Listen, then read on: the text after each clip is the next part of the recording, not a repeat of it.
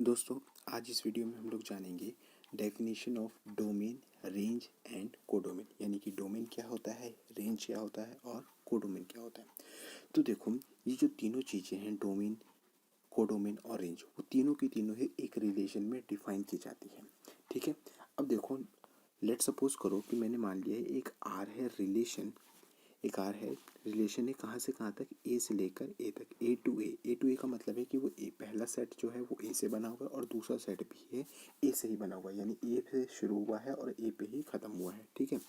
Define कर रखा है कि ये रिलेशन कैसा है, A B such that y जो है वो किसके बराबर है, वाई है इक्वल्स टू 2x, यानी वाई जो है वो एक्स का क्या है, डबल है। तो अब देखो, रिलेशन कहाँ से स्टार्ट हुआ है, ए से स्टार्ट हुआ है और ए पे ही खत्म हुआ है। तो क्या ए सेट की वैल्यू हमें पता है, 1 2 3 4। तो ए सेट में पहले वाले में क्या जाएगा, 1 2 3 4।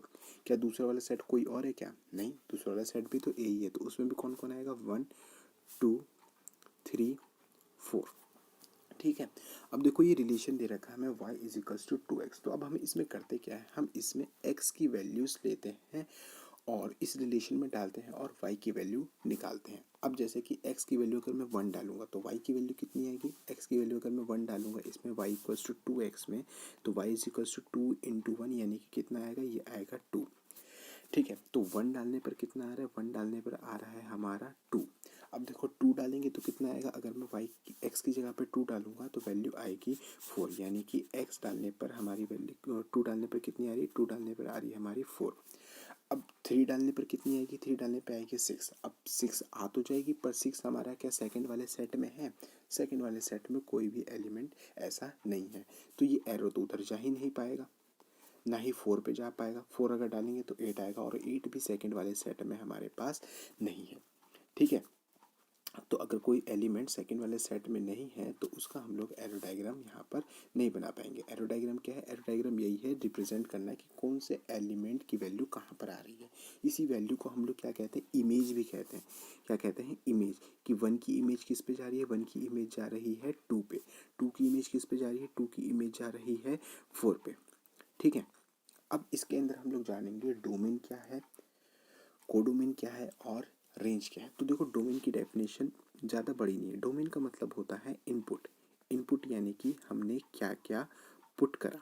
तो बताओ, ये जो रिलेशन था हमने इसमें x की जगह पर क्या क्या पुट करा था, हमने x की जगह पर पुट करा सिर्फ 2 1 और 2। तो डोमेन क्या बन गया, डोमेन बन गया हमारे सेट में 1 2। ठीक है।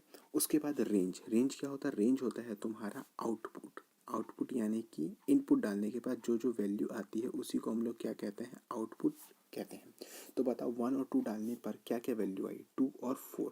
तो रेंज क्या हो गई हमारी, इसकी रेंज हो गई 2 4।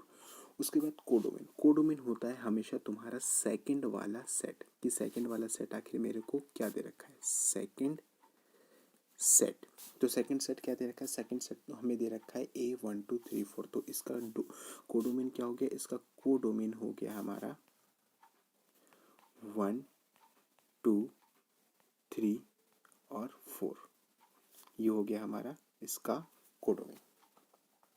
समझ में आया।